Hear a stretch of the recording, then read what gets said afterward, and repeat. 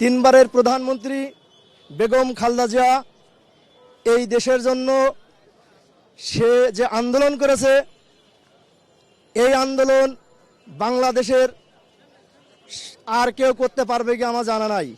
কারণ সে নারী হিসেবে এই দেশের জনগণের ভালোবাসা এমনভাবে অর্জন করেছে কোনো পুরুষও এই বাংলাদেশে অর্জন করতে পারে নাই।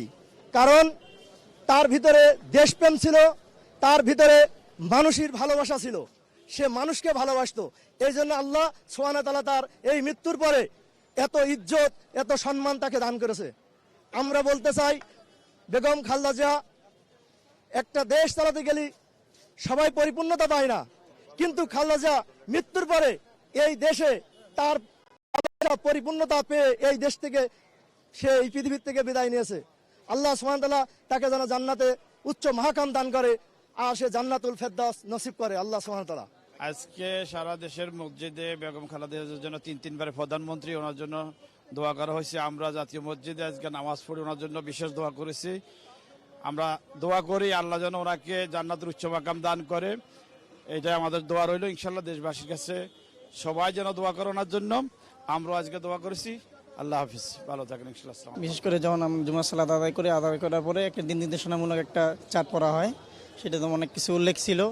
এরপরে আমাদের বায়তুল মুকাররমের সম্মানিত খতিব মুফতি আব্দুল মালিক সাহেব হুজুর দোয়া করেছেন যে মরহুমার, বিশেষ করে এই কথাটা বলেছেন দোয়ার মধ্যে যে উনার ছেলে এবং উনার আত্মীয় স্বজন যাতে ধৈর্য ধারণ করে, সবরের একটা কথা বলছেন, যাতে উনি ধৈর্য ধারণ করে এবং আল্লাহ তাআলা যাতে উনাকে জান্নাতবাসী করে, এই দোয়াটা করা হয়েছে।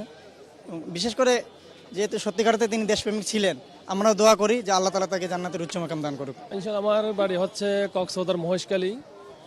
ওনার যেহেতু আমরা মৃত্যু সংবাদ শুনে আমরা ছুটে আসছি, আসলে দুঃখের বিষয় বলতে হচ্ছে যে উনি আমাদের তিনবারের প্রধানমন্ত্রী, যেহেতু আপসীন নেত্রী, তো যেহেতু ওনার জন্য আমরা দোয়া করি আল্লাহ যেন বেহেশত নসিব করে এবং ওনার পরিবারেরকে যেহেতু আল্লাহ ধৈর্য ধারণ করার জন্য তৌফিক দান করে। যেহেতু আমরা আজকে পবিত্র জুমা জাতীয় মসজিদ বাইতুল মুকাররম মসজিদে যেহেতু আমরা নামাজ পড়ে ওনার জন্য আমরা দোয়া চেয়েছি, আল্লাহ যেন ওনাকে বেহেশত নসিব করে।